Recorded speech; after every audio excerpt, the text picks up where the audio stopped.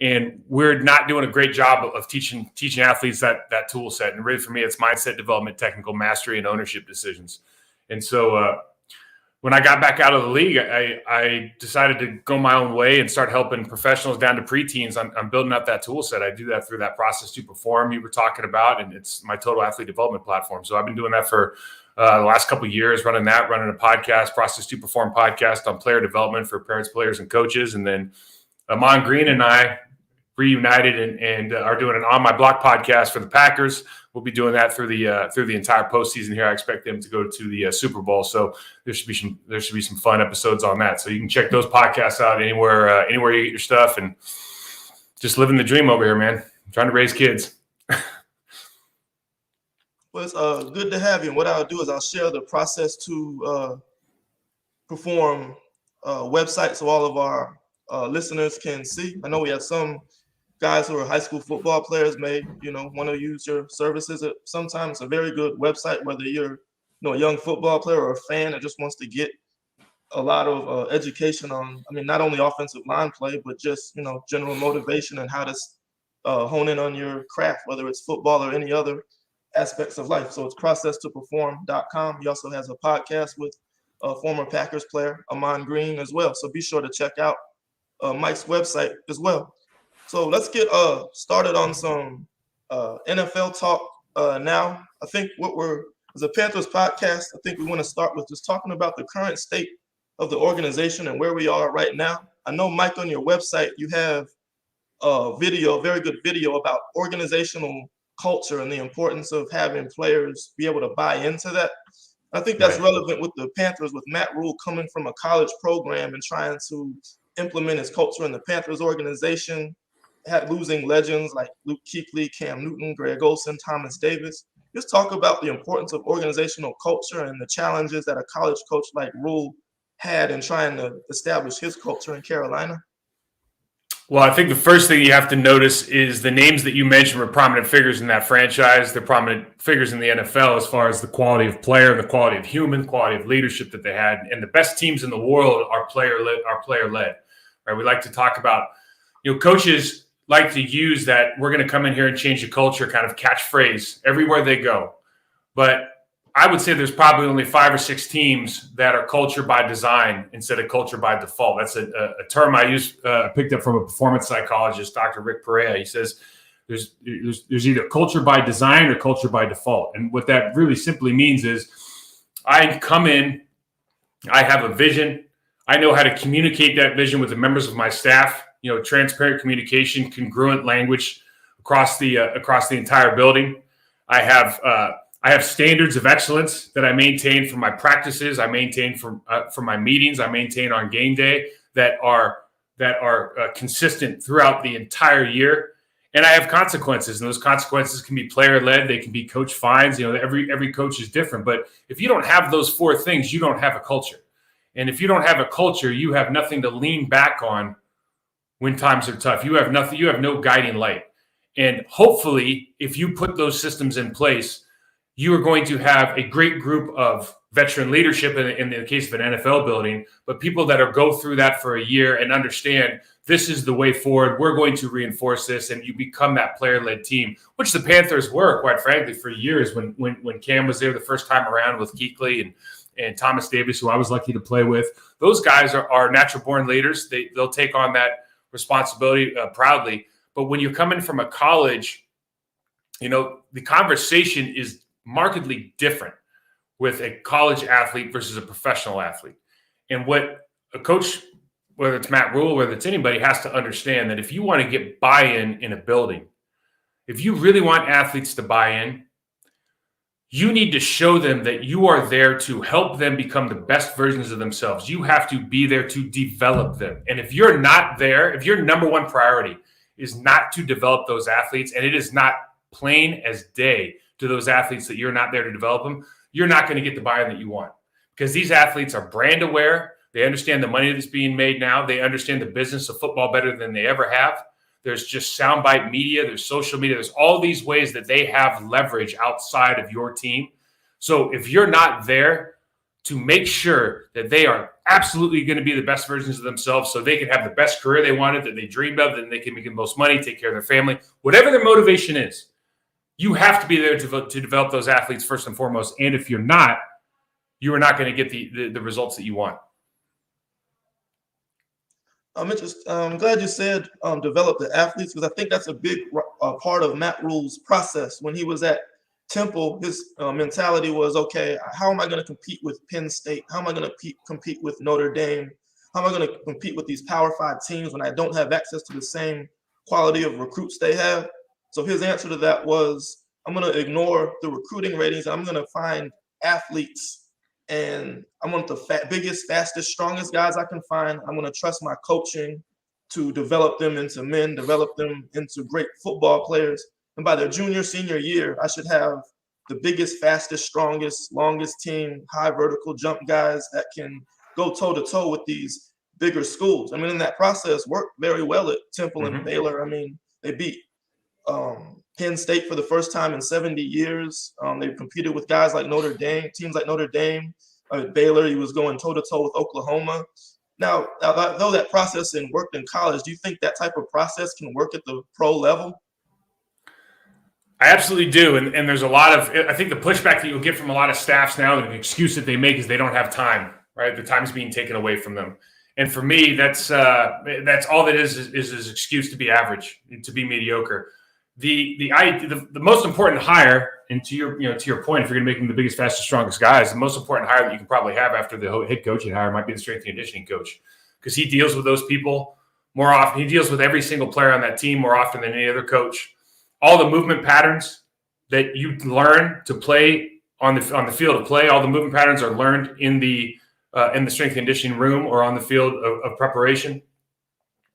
Every single thing that you need to learn about professionalism, being able to break down complex ideas like pad level into smaller bites that we can all kind of understand and improve on, resiliency, all of those things you learn in the strength and conditioning room. That's why a lot of really good Alabama, you think about Iowa with Chris Doyle before all of that came about. He was the second in command. Kentucky, Florida, all these teams have strength and conditioning coaches that are very, very prominent in the organization, because that really sets the backbone for the team. And I think in the NFL, what's hard is usually the strength and conditioning coach, the performance coach at this point, is not as prominent a figure as it is in college, and that makes that whole transition difficult, because the position coaches, guys, they just don't have the bandwidth, and it might be they don't technically know how to coach some of these things from a movement pattern standpoint, and they might just be scheme guys that are really good at installing scheme and understanding how to watch tape. But you need all of it to become the best version of you, and you have to be able to allocate resources in the building across the entire spectrum of your coaching staff in order to get the most out of these athletes now. I know, Smooth, you also said something similar about being skeptical of position coaches in the NFL. Do you want to add to that? And if possible, add another question if you have one from Mike. My questions are going to be specific to the offensive line. I'm a big Let's do it, man. That's what I do. I watch the line. So, quick question. I watched the game from Pop Warner up into the NFL. And what I noticed in the NFL is that execution is so much more important. So it might not look as pretty as they designed it to be when you start off in high school. But how important is just the small details of execution in the NFL? Dude, I'm glad you brought that up, man, because it's everything. And the difference between a third stringer and a first stringer really isn't talent in the NFL. It's really like the bandwidth and talent is like this, man. Like, it's pretty narrow between the top 90% and the top 10%. It's pretty small bandwidth. The difference is the athletes that have that tool set. We talked about it before. Mindset development, technical mastery being the foundation of kind of everything we do. Yeah. And then ownership decisions. When you talk about technical mastery, and you're talking about, like, when I coach my guys, and we're talking in the terms of inches when we talk about footwork, right? We're talking about aim small, miss small approach to targeting. And if you're not doing that and you're stepping underneath yourself, you're losing leverage on your first step. Like, we can talk about mechanically why all of that, like, you and I can sit here for hours and talk about mechanically why that's a problem. But just understand, if you're allowing that to happen in your building, and honestly, 26, 27 teams in the league are allowing it to happen every single day. If you're allowing it to happen, you're never going to be – that individual is never going to be the athlete or the football player that they could be, and therefore your scheme is never going to be run as smooth as you want it to. We lose more games in the NFL because of poor technique than we ever did because of poor scheme. It's never been because of scheme. It's always because of execution. It's always because of the details. And one other question. I was reading your website. One thing I agreed about is how to build a perfect offensive line. You know, your center, smartest guy in the room, your most physical, imposing players are your guards, and you want to be able to leave your tackles on an island, right? Why is it so difficult for us to build that in the NFL? Like, why is it so hard for a staff to just build that vision? That's a great question. I think, first of all, one of the big problems that you run into in an NFL building is that you have two people getting paychecks to do essentially the same job, which is evaluate talent. So you have a personnel group, and then you have a coaching staff, and they might not have the same ideas. So you might be getting an athlete that you don't really want to run your system or you want in your building necessarily. That's a hard thing. The number one biggest problem in my experience now, going kind of being in the NFL for 4 or 5 years, and on the other side of the coin, on the other side of the room in the coaches' meetings, is that we just don't spend a lot of time improving our technical mastery. And if you just think about it from an athletic standpoint, if you want to, the difference between athletes on the field are their ability to make decisions and execute on decisions. So in order to be the best at that, you have to be able to automate your technique. Your technique has to be automatic, and it has to be detailed, and it has to be accurate. And if we can do those things, we can find success. But it takes a long time to get good at something, right? This is one of those sports where you and I aren't walking down the street and breaking out in pass protection, right? We're not tackling. Like, you got to buy a ticket to go do that stuff. So you can get markedly better than your competition over time if you put the requisite amount of work into it. But if you don't, if you're satisfied being average, if you're doing your walkthroughs at half speed instead of 50% speed with perfect accuracy, if you're not just being that pro and you're not demanding that out of your team as a position coach, as a coordinator, as a head coach, if you're not demanding in that way, you're just not going to find the success you want. Like, you think about the Panthers, like, without getting too far in the weeds, man, it just starts with the way their stances. You got two guards that aren't very physical, and they're in 2-point stances all the time. They're trying to run the ball. It's like, well, of course you're going to lose. Of course they're going to be playing on the wrong side of scrimmage, right? It's intuitive to anybody who watches it, but when you're in the thick of it, sometimes you don't think about that because you're worried about, hey, how are we going to game plan for the next team? Yeah, speaking about the Panthers, I know you made a post on Twitter that you mentioned that started with their stances. There were a lot of communication issues. The scheme just wasn't fitting the players. But you did say that you believe that all of these issues were correctable. Can you just kind of give our fans an initial thought on what your observations on the Panthers O-line? Yeah, and I'll be honest, guys. Like, I don't follow the Panthers, for every game in and game out. I watched 2-3 games, some cut-ups of the Tampa games, and then the game against the Saints. And a lot of that, I think there's some injuries and there's some other things going on, obviously, with the offense. But when I look at everything, and I just try to break all the complex ideas, blocking, tackling, all these things into simple movement patterns, right? And you start with, like, am I in a stance to be successful? Am I in an athletic position? Am I in a hip hinge position so I can maximize the use of my posterior chain? Like, that is a very simple idea that we're learning in the weight room every single day. Are you maximizing your opportunity to explode off the line, forwards, backwards, sideways in your stance? Is the answer yes or no? That, like, right there, that's a huge indicator of your success. Is your initial footwork where it needs to be? Is it as consistent and detailed as it should be? Because how you get to confrontation determines the terms of that confrontation, right? And so if I'm inconsistent in my footwork every single time, it's basically like me going out and learning a new skill every play. And the game time is not time to learn a new skill every damn play. So what we need to be able to do is get in a stance that puts us in a position to be a hip hinge athlete, to use initial footwork to put us in the right position pre-confrontation, and then just understand the rest of the game. Like, Christensen, right? Everyone's kind of excited. Is he going to be the guy? Is he not going to be the guy? When I look at him, he's a 25, 26-year-old rookie. At this point in his career, his default state is straight up and down, right? So he's not one of those people that just likes to live in a hip hinge. If you looked at like the two tackles from Tampa Bay, you look at Trent Williams, you look at the really top guys in the league. I'm talking about Tristan Wirfs, obviously, out in Tampa. You look at those guys. They're hip hinge athletes. Like they're very comfortable for that 6 seconds of just maintaining that body position, a little bit chest forward. I'm not giving up my numbers. Those little details, sometimes you have to be comfortable being uncomfortable in order to find success. And again, all of this stuff is correctable. You just have to shine a light on the problem, the areas of opportunity, and then you have to really be a dog about working for it. And that's why I think all these things, you have athletes that can play ball. Like every athlete wants to be successful, right? Like there's no athlete out there like, man, I really don't care how I do today. They're all playing to look good for their parents or their loved ones. Like we all got our reasons. Some of them just don't know. It's unconscious incompetence. They don't know what they don't know. And if we don't shine a light on it, you're never going to get better. So this is my team. I watched them weeks 1 through 17 or whatever.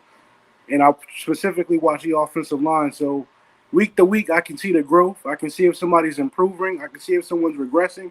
One thing that you touched on is just first 2 steps out of the stance.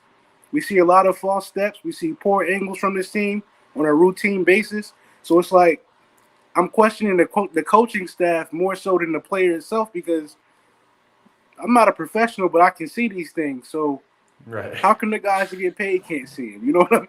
Like on a week-to-week basis, I see the same mistakes over and over and over again. I just look for growth, and I didn't see it this year. So if you're looking at a situation like that, are you looking at the coaching staff or are you looking at the players' will to get better? Like usually from your experience, what seems to be the problem? Well, listen, you're going to have athletes that are you're going to have athletes even the professional level that are like the end game is being the football player. And then you're going to have other guys that the end game is we're doing it for money. We're doing it for Twitter followers. Like they have kind of another reason, and football is the vehicle to get where they want to go. You want to have as many guys as you can where the football is the end game. So there's always part of that. But, as you're watching film and you're talking about, let's just talk about offensive line play and being well coached. When you think of a well-coached football team, I just look at 2 things. Like I have a litmus test that's very easy for me to determine whether or not they're a well-coached team. Are they good on double teams and can they pass off games? It's that easy. If you're good on your doubles and you pass off games, you're probably a well-coached team, right? Because that means there's some detail and some time that's been taken to do that. And if you just can't do what are really at this stage with 6-man boxes, all the advantages we have to run the ball now, if you can't do that, then you're probably not being coached at the level you need to. And Big Smooth, I'll tell you a story, man, that'll kind of sum this up for me because this is what happens in buildings. When I was coaching tight ends in Miami my first year, I remember we had a 4 or 5 minute individual period, and we were asking our tight ends to like pass block like 15 plays or 15 snaps a game at that point. Okay, so we had Jordan Cameron, we had guys that were not blockers, right? And we would spend of the 4 or 5 minutes, we would spend the first 3 minutes running like fades for the quarterback, and then we would have to run over to the fence, grab our bag. You have everything planned out so they could get 1 rep or 2 reps before the whistle blew for the next thing. And so my point of that is the onus of becoming technically sound, of becoming kind of the best version of yourself technically, becoming a master of your craft, the onus oftentimes now is on the athlete, or they have to do it outside of practice hours because the coordinators are interested in how are we going to run this scheme, how are we going to beat these safeties. We got 40 reps a team we're going to get through in a limited amount of time, and they're worried about that part of the game instead of worrying about, hey, if we are the best at the basics of this sport, we are going to be at minimum a 500 football team. 500 football team just means the best of the basics. Just understanding how to move on the field and watch tape. If you can do those 2 things really well, if you watch tape like a master poker player and be the best at the basics on the field, you're a 500 team every single year. And then it just depends on all the other stuff that goes into being a good football team. I know one thing with the Panthers offensive line, Matt Rule's big on position flexibility. He wants guys that can play guard tackle, guard center, both sides of the line. And I think that I see why you only get 48 roster spots, so it's good to have guys that can play multiple positions. But I think the Panthers set an NFL record in offensive line combinations this year. Part of it was due to injury. Part of it was just moving guys around and trying the right fit. You kind of talk about the struggles of lack of not having that continuity, 1 and 2 on the individual player, having to learn multiple positions. Yeah, it's tough. And the other tough part about that is it's not like David Bakhtiari's coming back on your team. Like the Green Bay Packers, great left tackle. It's like when he shows up, like continuity's there because he's so good. He can communicate. He's the best at every single block that they have, right? And you're right now just trying to figure out, like literally, except for your right tackle, you're probably trying to figure out, like, who are these 4 guys, my 4 guys at these other positions.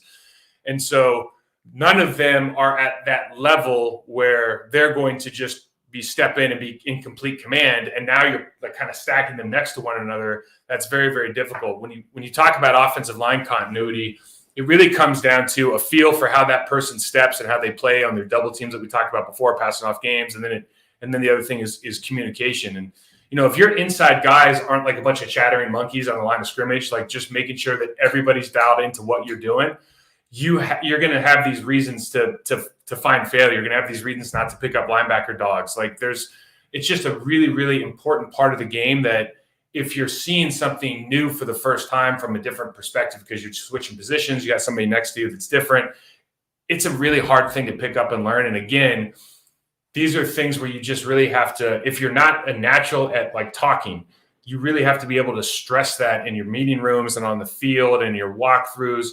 Like all these opportunities for communication are there. You just, again, it's about shining the light on those really critical factors of success as a coaching staff or as older players that are mentors, but really shine a light on it so you can get those things done.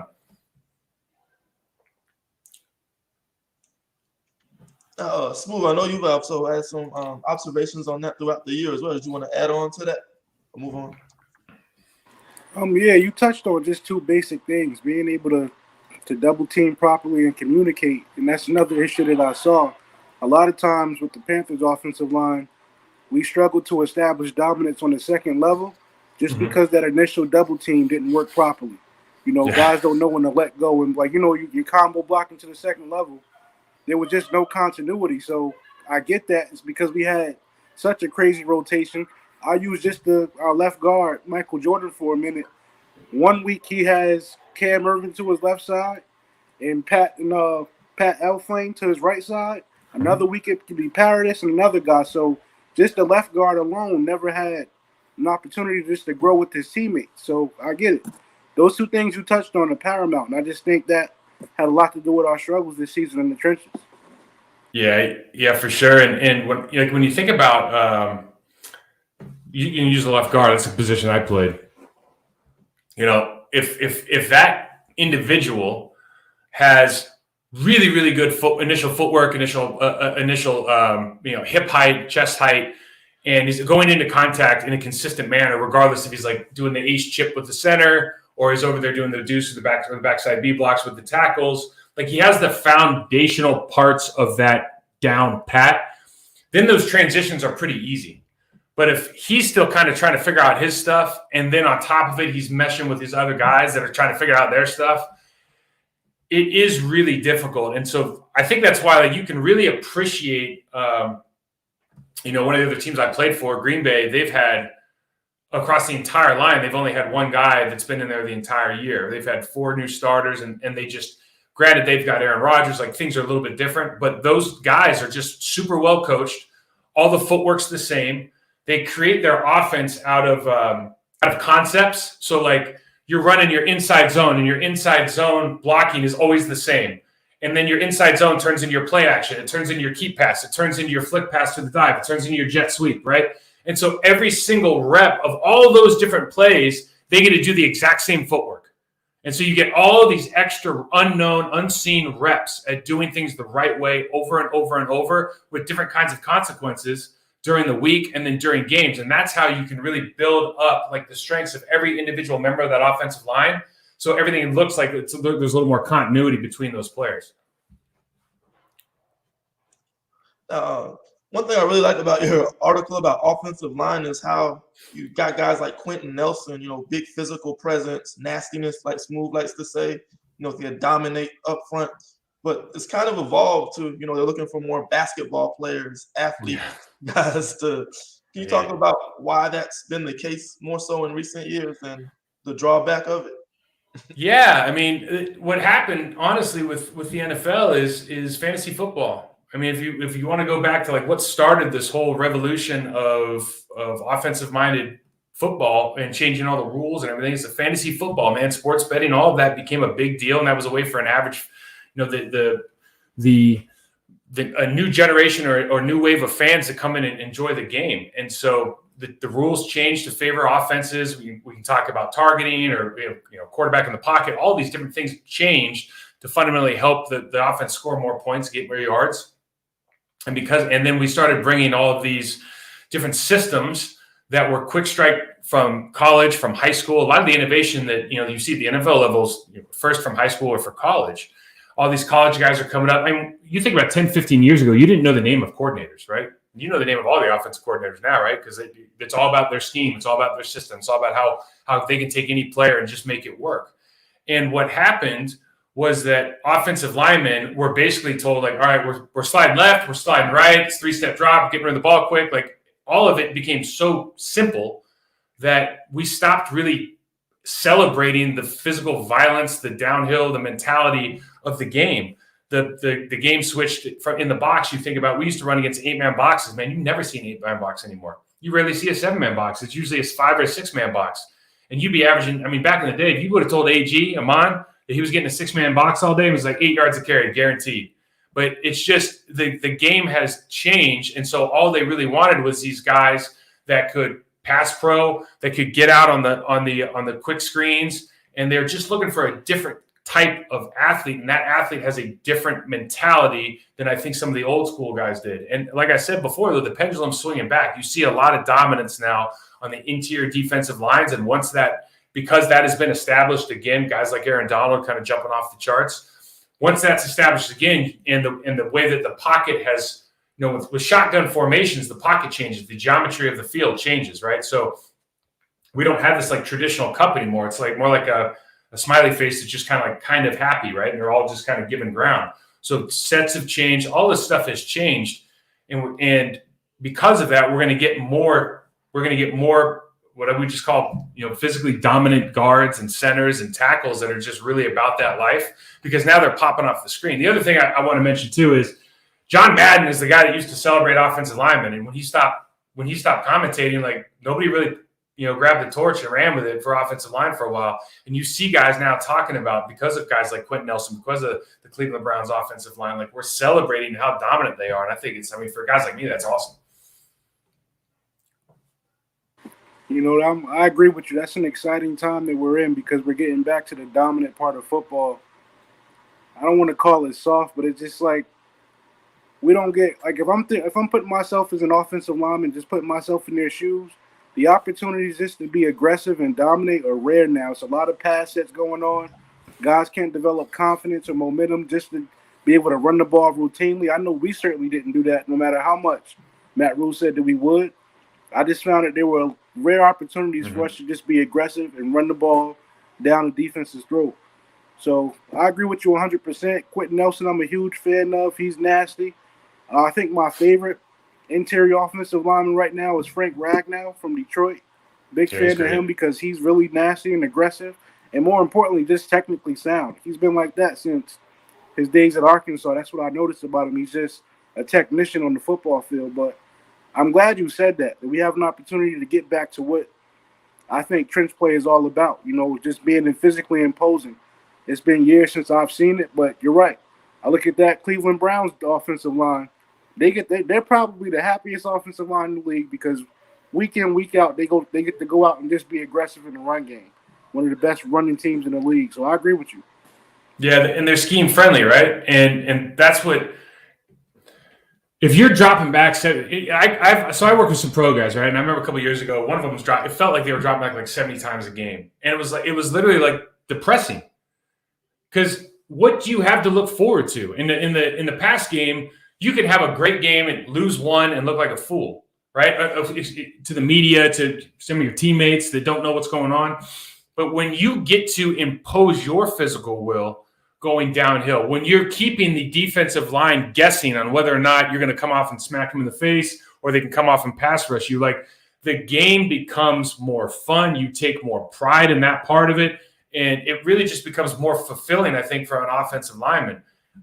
There's just so much people talk about, well, the fastest way to get to the end zone is throw the ball. Yeah, there's also a lot of ancillary things that happen as a consequence of running the ball, right? Like you get to control the clock. You get to keep the other Tom Brady off the field. You get to impose your will. You are dictating the terms of confrontation, play in and play out. And that in itself is a worthwhile endeavor for the entirety of your team. And I think we just forgot about that again because of all the things we've just prior discussed. You mentioned John Madden in the 90s that used to always emphasize offensive linemen, but outside of that, let's talk from the casual football fan's perspective. They never really had a person like Madden since then to continuously educate them on the offensive line. So now you see the emergence of advanced analytics. I know you're not a fan of the PFFs and these different advanced metrics they use to try to evaluate offensive linemen that speak to the common fan. Can you talk about the weaknesses of these, trying to use these metrics to evaluate O-linemen?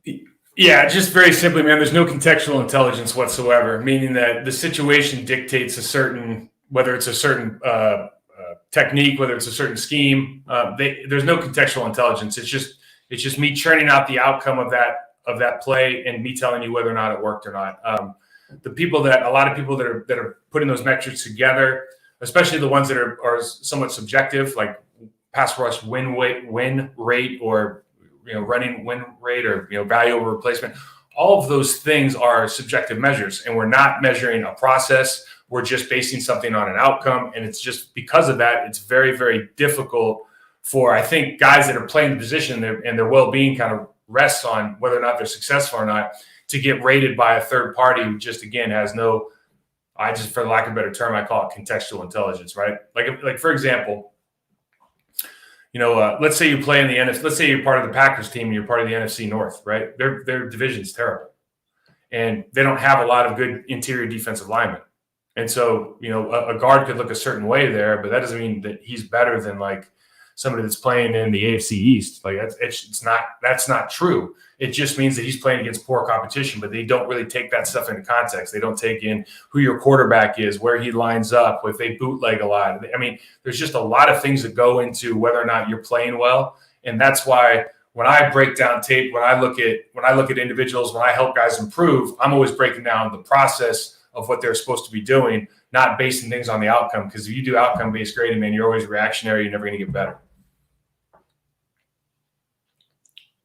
Smooth. I know we trying to kind of do our own grading system and offensive linemen because we're not really a fan of the PFF and those analytics either. Can you kind of talk about what you look for when you're trying to grade offensive linemen on the outside looking in? Well, like you said, it's difficult because I'm not in the room with those guys, so I don't know exactly what their objective is on each play. But I just try to use my own football IQ to get an idea of what they're supposed to do, and I go off of that. I use some discretion, whether the play, like if I'm grading one guy, his grade is going to be different if the play isn't towards his direction as far as the point of attack versus another guy. But then sometimes you can pick up on things like, a certain play won't be successful unless you complete this task. And if I look at certain things like screens and stuff like that, I can identify how important a guy's role is in that play. And I view his performance based on that. Did he take the right angles? Did he sell the play well enough? And you just got to go off of that. So it's never, from us looking on the outside, we're never going to have a perfect grading system. It is subjective. It is my opinion. But I just try to use everything that I've learned over the years just to try to put the most accurate grade together, just to give an idea of how well a guy is playing. And I get to focus just on one team. So I don't have to, That's true. compare players all over the league. I'm focused on one team and what they have to do each week in, each week out. So it's a little bit easier for me, but again, it's always going to be subjective. I agree with you from that standpoint. Yeah, it's it's a tough ask, right? So it's tough for the grader, and it's tough for the guy that's receiving the grade. The way I've looked at it, because I've kind of been on both sides, and again, if you break down, let's just say it's outside zone. Let's say it's outside zone to the right, you're the left guard, so you're the backside outside zone, right? So you have a cutoff block. And it could be a B, could be an A, could be a cut, could be a high, could be a low. But what are the factors in that play that matter over the long term? Well, we talked about you start with their stance, right? Then the most important thing on that play is going to be, did I gain leverage with my first step or not? Right? And we could talk about in terms of inches if we're talking with an individual player. It's like you and me one-on-one, but just very, very basic. Did that athlete gain leverage on his opponent, or did he lose leverage?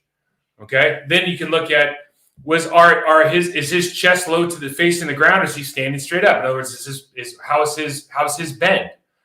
Then you can figure out, is his head across, is his landmark where it should be given the requirements of the play. Like, you just go through those three things. We haven't talked about hands or like his ability to like unlock his hips and finish, but you just talk those three things. You could probably guess the outcome of that person's part of that play 99% of the time correctly if you just knew those three things.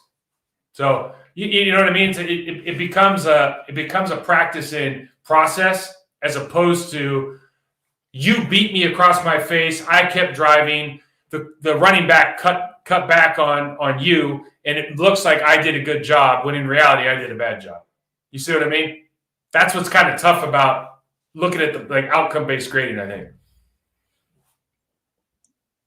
Switching gears, I know offensive line is going to be a hot topic for the Panthers as we approach the NFL draft. So I want to talk about kind of what to look for when evaluating offensive linemen. In your article, you said it's 80% cognitive, emotional makeup, 20% tangibles. You kind of elaborate on that for our fans on what you look for in that regard? Wait, Big Smooth, let me ask you this. How much tape do you think you have to watch to get a good idea of how somebody moves? One game. Okay, so for me, if you can talk, so you got to think about from a NFL standpoint, right? I have resources, right? I can talk to anybody. So if it's a draft guy or it's a guy from another team, I can probably go talk to their strength coach. So I'm going to have a really good idea of how they move. Okay, that's going to tell me a lot about like how they act in the weight room. With the gains, not how strong they are, but like what gains have they made since they've been there? Do they have like things they work on that are ancillary, like their mobility, like their balance, core strength? You're going to gain a lot of information from that guy. And then, like for me, I can watch a series of a player, and just because I've been doing it for so long, and look, you get intimately aware with this stuff, right? But when you play the position, but because I know like the movements I want to look for, I don't think you need to watch, but like, I don't know, a couple series. Because all I really want to know is he in a stance to be successful? Like, is he able to get in a stance? Does he gain leverage on his footwork, or does he always step underneath himself? Like, is he comfortable being in that hip hinge position, or is his default state to stand straight up and down? Like, once you just answer a couple questions like that, like, I'll just cut the herd. Right? Because if I have a guy that physically I'm going to really have to work to get at the right height, for example, you got to ask yourself, do I have the time to fix that, what is a really big problem, before I get fired? So I'll give you an example. We had this dude that was in Miami, and he was a great kid, but he had like locked ankles, meaning like he had no ankle mobility whatsoever. So if you're a lineman and you don't have ankle mobility, that's why you see all those linemen with like one foot's like this, and then their back foot's like way out sticking towards the sideline. It's because like at one point there was like a big dude who didn't have any ankle mobility. So then like line coaches were like, oh no, we'll call that a kickstand, but dude, that opens up your hips. Like there's all these problems that come with that, like just from a movement pattern standpoint. So they asked me, this guy, and I love the kid, but I was like, look, it's going to take probably 2 years to fix your ankles. And he worked on it every single day, and he's still in the league. But it's really tough as a project when you see that kind of deficiency. and you can kind of figure that out, again, by just asking a strength coach or just watching a series of film. Then it's all about, after that, like once you cut that herd, it's all about, man, does this guy need football? Like, does he need it? Because I want guys who need football. Like, they need this in their lives. They want to spend the time to be the best version of themselves. Like this, they were dreaming about doing this when they were in third grade. Like, I want those guys. I want as many of those guys I can get, because when it comes down to it, they're going to put in the work that it takes to be great.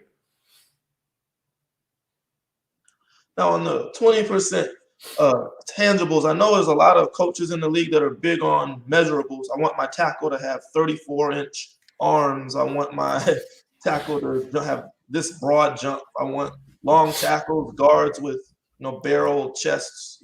Sure. What do you think about these measurables? Like, what do you think?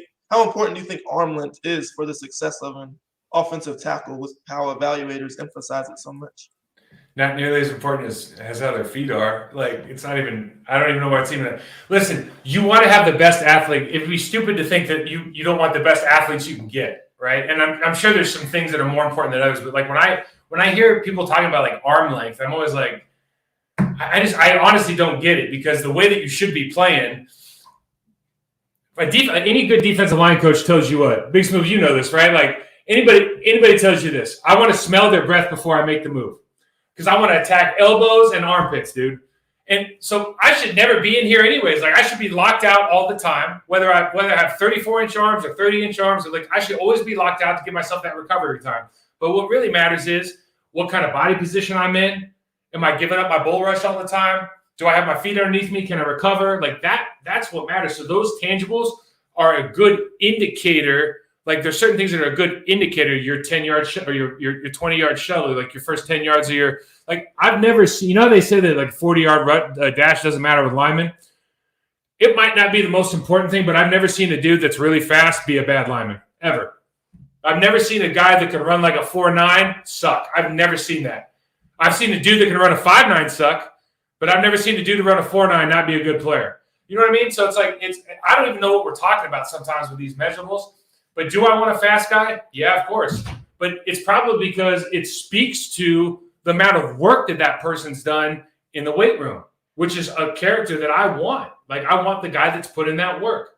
And so it's always kind of like, some of these things are always interesting to me, right? Because I don't understand what we're looking at. Well, what I noticed in today's game, if I'm a tackle, right, I'm usually facing a very athletic edge rusher that's trying to beat me to a spot. So when I question about the importance of arm lift, honestly, I value the feet way more than anything. So totally, if I can get to that spot in a timely manner to put myself in a position to combat this speed rush, that's what's most important to me. I don't really understand the arm rush, the arm lift, because it's like the game has changed. Like, if you get caught with your arms extended grabbing, they're gonna call holding. So how important really is arm lift at the left tackle position, the right tackle position today? To me, I think it's more so about feet, technique, and like you said, the ability to get in that position where you feel confident to do anything required of you. So, as four-man rush, you can probably understand our frustration when we listen to our head coach talk about why he passed up on certain players. Oh, man, Slater was the man in that draft too, wasn't he? A lot better, but it's very, very frustrating. It kind of, because I'm a diehard fan, it takes my love away a little bit, because it's like, gosh, like, why? How do you miss this type of talent because his arms weren't long enough?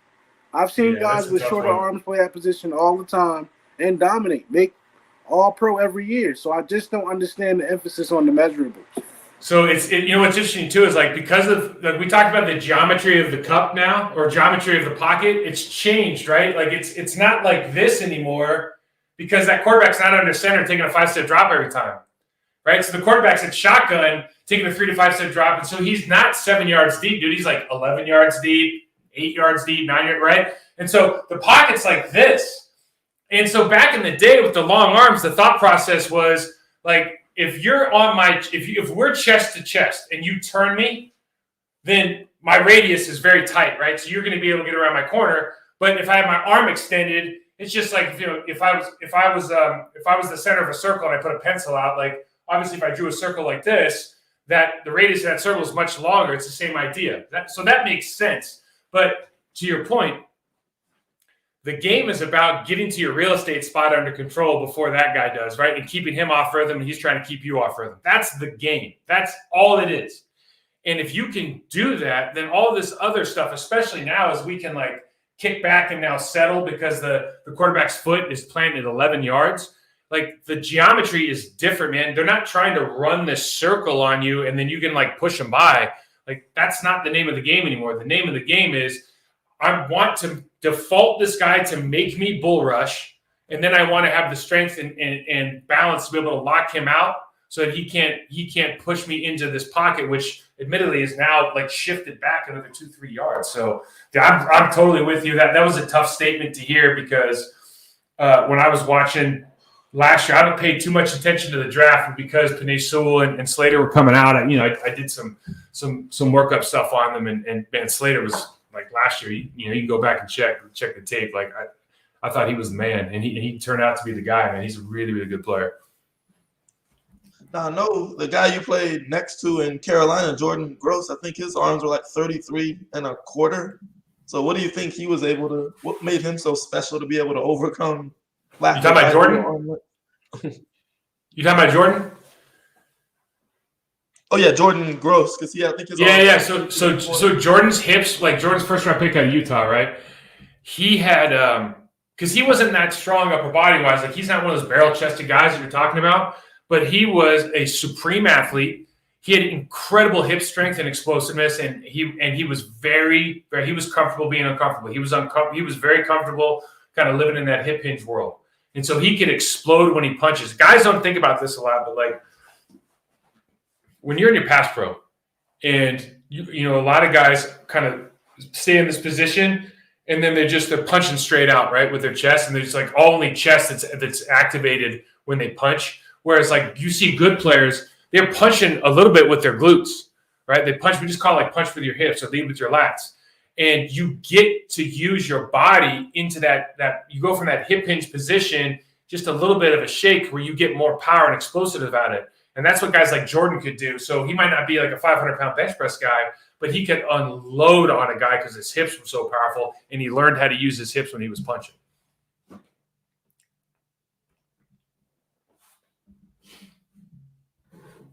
You guys had a really good line there for a while. And the other thing is, too, with the Panthers that's been tough, right, is like, when Cam Newton was there, life is a little bit different when you've got an absolute unit in the backfield that can throw it 80 yards. He runs a 4.5. Like he was the man like for a long time. And so that whole scheme and that system that they're running, remember when Andrew Norwell was there? Like that guy was a stud, right? And he was killing everybody. And it's not like he's fallen off in Jacksonville, but you don't hear about his production as much because they don't have a good team. They don't have a good guy in the backfield. They don't have a good running game. Like it's a lot of this stuff is always a consequence of some of the the skill position weapons that you have and their abilities. Because now you can call certain plays. They're gonna get you in and out of certain things that may or may not be to your favor. And it's still an ultimate team game. That's what we love about it. But we just want to see like more consistency at the individual level. I think, right?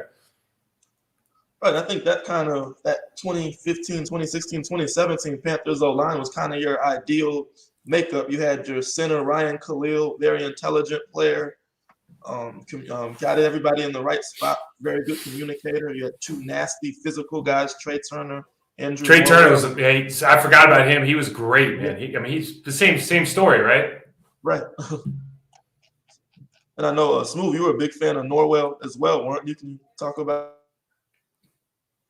Yeah, I was a huge fan of Norwell because I think he touched on what Mike was talking about earlier, the difference in talent between first string and third string. It's about that want to. So he was an undrafted guy and became an all-pro, and it just was because his desire to get better to me. And when I used to watch the tape back then, I used to see he'd have false steps early in the season. You start seeing his feet getting better, him taking better angles. I think that he was more detailed in his craft, just to get better every week. That's why you saw success. I wish some of the guys on the roster were like that today. We just don't have it. But then you just got to be nasty. Like, physically imposing, you have to have that attitude to want to dominate the person in front of you, and he had that. It's very, very hard to find with these younger guys, man. Very hard to find, to be honest. You ever notice then when you watch tape now that, like, remember how Norwell was a great example. Remember how Norwell would, like, if it was a slide to the left, he would like he'd check that shade on the center. And then, dude, he was going downhill on that defensive end. Like, that defensive end was never going to come into the B gap again, right? He would end him. And so you think about what that does for that tackle now that, hey, this guy's really only got, he can come down the middle, he can go outside, because if he goes inside, he knows he's going to get laid out. Like, do you have any idea what that does to the confidence of that tackle? And you just don't see that anymore. You just don't consistently see guys like taking shots on people like they used to. Just like that part of the game is gone. That's kind of what we were talking about earlier, right? And that's why, like, guys like Norwell, even if he just did that, like, even if he was an average guy but just did that, like, what you add, the value you add to the offensive line just by doing that simple task that takes no talent, just takes a lot of want to and a little bit of pain. If you just add that dimension to your line, you are, a multiplier effect better than you were yesterday. Smooth, you have any more questions before we get to some of these fan questions? No, we can jump to the fan questions, man. I can sit here all day with Mike and just talk football. I don't get to do that a lot. So okay, let's jump to the fan questions. Okay, this first question is from Bill Spears. Thank you for listening today. Bill asks, can coaching motivation overcome natural ability and talent? To a certain extent, the way that I explain this to athletes is, I think at every level of sport you have to be. You go to the amusement park, you got to be a certain height to ride the ride. You go to Disneyland, you got to be like 42 inches to ride the ride or whatever. For me, it's the same thing in the league. Like there's kind of physical measurements that you, like, a 5'3", 150-pound guy is not playing offensive line in the NFL. It's just not going to happen. But if you are tall enough to ride the ride, lack of a better term, I think that if you become a master of your craft, right? So you have your foundational technique, foundational knowledge, you have your routines and your habits, you understand the intimacy of the scheme, you know how to study your opponent. When you understand how to transition from practice field to game day, like, once you have all of that stuff, like, and that a lot of that is just having a really good coach, a really good mentor, like somebody to help you along the way, you can become a really good player in this league, despite not being the most physically gifted. So the short answer is yes. Okay, next question from John Barrera says, can this man be our O-line coach? Just on this program right here. That's it.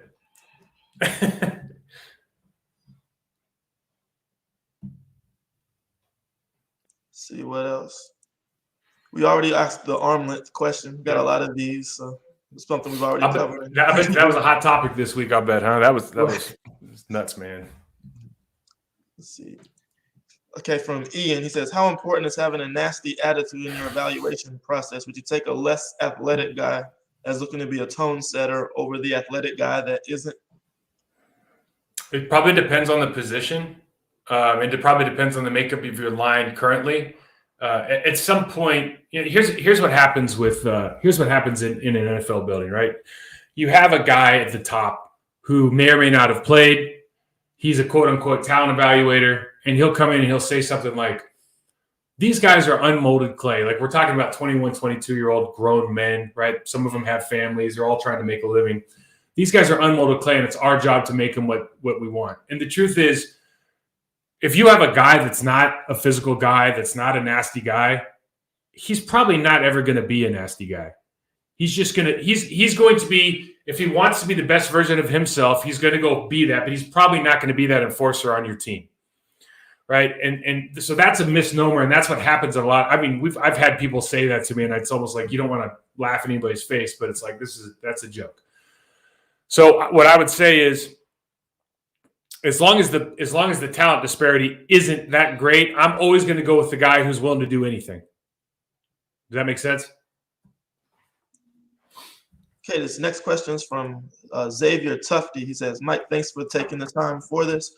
From a coaching perspective, can you talk a little bit about the level of attention to detail and preparation that differentiates success in the NFL versus college?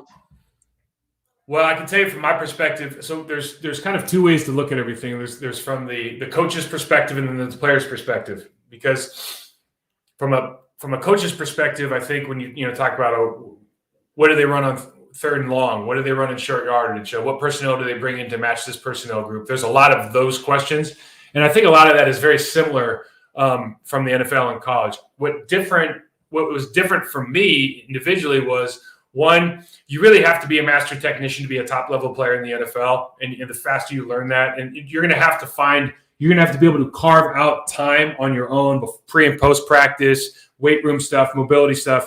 You have to have a routine and a process for yourself that's going to make you the best version of you. But just maybe from a game film or a prep standpoint, we get all of the tape and we get the scheme and the system from the coaches and during the course of the meetings during the week.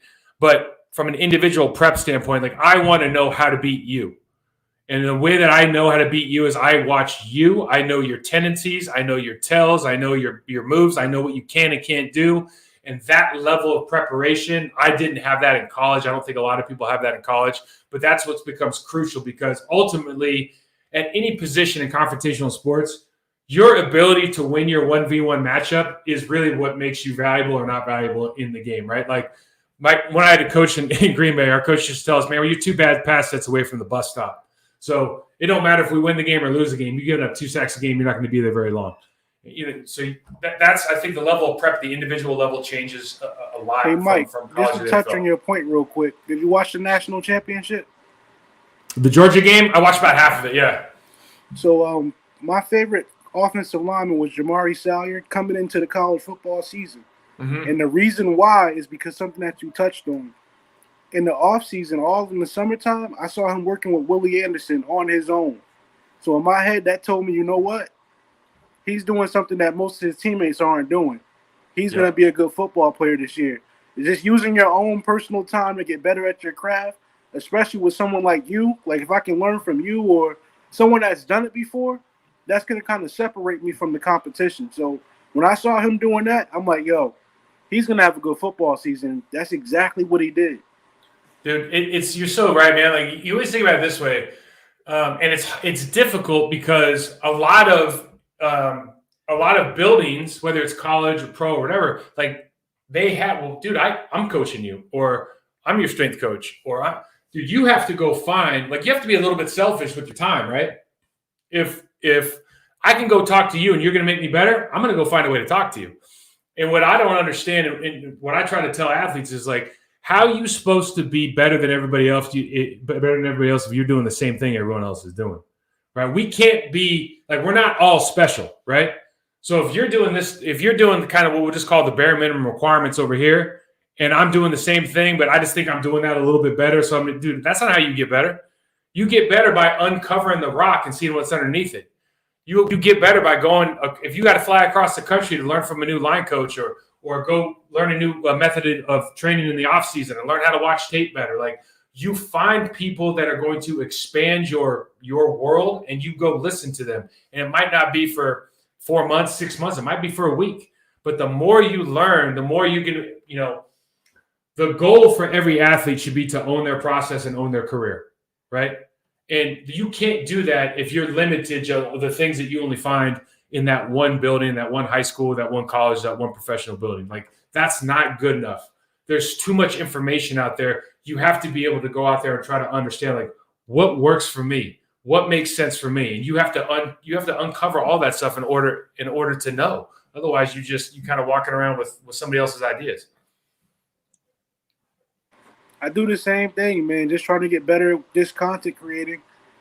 I'm going to start following your work more. I follow guys like Big Duke and Willie Anderson. I want to see things from as many perspectives as possible so I can become better at what I do. I think players probably need to do the same thing, especially if they play for the Panthers. Okay, we have a question from T. Thompson. Do you think Deontay Brown was too overweight, and what do you think about him moving from his natural position of right guard to center? He's referring to a Panthers guard. Deontay Brown was a rookie this year. I think he got from 360 down to 330. He didn't get a lot of playing time this year, and they're going to think about changing him from guard to center. You think 360 or is too heavy for a guard, number one? And what are the challenges of going from guard and trying to transition to center? So centers, well, it's cerebral challenges, right? The communication or identifying everything. from a technical standpoint or from like a one-on-one standpoint, you get the most help at center, obviously. So I think if somebody's deficient in any way, like center's a good place to put them as long as they can keep up with the calls and they're very, very cerebral and intelligent and a good leader. Listen, if you hit from 360 to 330, I don't know the guy, you're probably overweight, right? Like, because you just dropped 30 pounds. Like, that tells me something. It just matters. It's not always the weight. It's not the number. It's how you move. Like, if you can't, like, I remember I had my third year, everyone in the league was like prototype or guard, 6'5", 6'6", 315. I played at 295. And my coach was like, no, we want you at 315 pounds, dude. So I drank 2 gallons of milk every day for like the next 4 months. And I ended up getting benched that year. Like, I was terrible. I couldn't move. I couldn't do anything. I was just the wrong weight. And so it's not the number. It's just if you can't move, then, yeah, you got too much weight on you.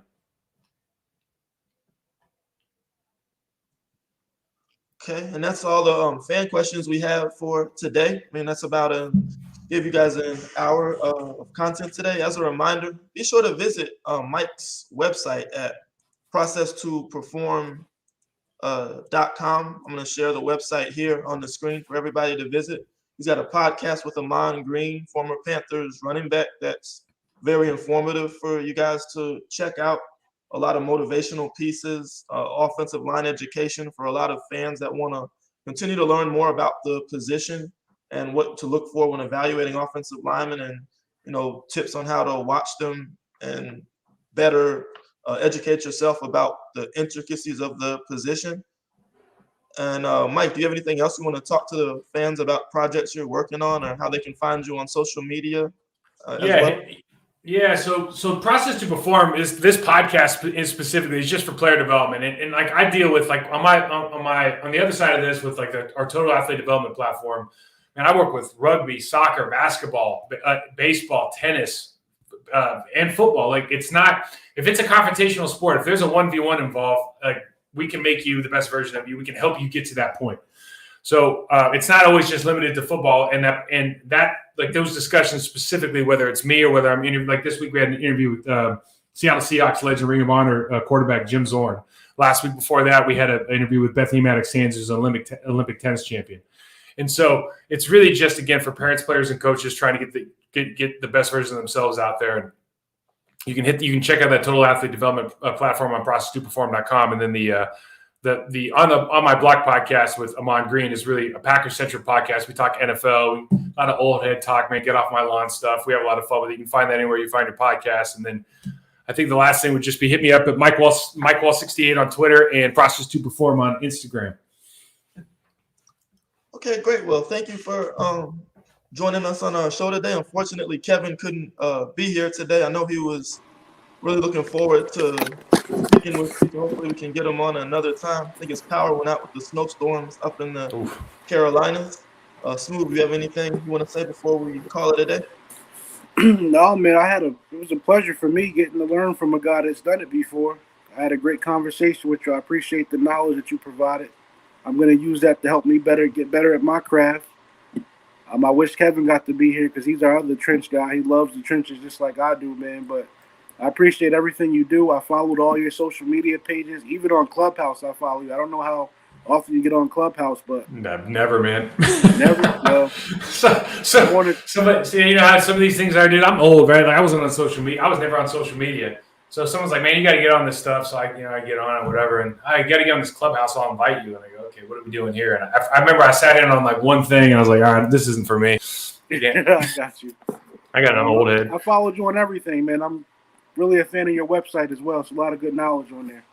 Well, hey, I appreciate it, guys, and thank you for that. You know, the best thing sometimes is just getting in a forum to talk about this stuff and talk about what interests us and getting different perspectives, right? Like I learn from every conversation. I learned today from my conversation with you guys, and there's just always I think there's a best practice way to do a lot of things when we talk about movement. And so when we talk about offensive line, defensive line play, and how structured everything is, you know, there's a lot of people out there that, you know, will say, well, it depends on this, depends on that, depends on, like, there's kind of a best practice way to do stuff. And I think when when we kind of acknowledge that there's a certain way is a better than or best way to move, and we kind of try to apply those principles to the sport, we get the best out of our athletes. And I think that process is just taking a really long time, especially in football. And I don't really know the answers why, but the answers are there. Your strength coach has already given you guys, not you guys, but these organizations, these coaches, they're literally showing you what the keys to success are every single day, and we just don't seem to acknowledge it. So, if I can ever just help guys get towards that idea, that concept, man, it's a thrill for me. But I love talking to you guys, man. I appreciate the time. Well, thank you for joining us again. All the people that joined in, thank you for tuning in this afternoon with us. You can catch a replay of the podcast on iTunes, Spotify, all the podcast platforms, as well as YouTube and Facebook. Keep pounding, and we'll tune in next time.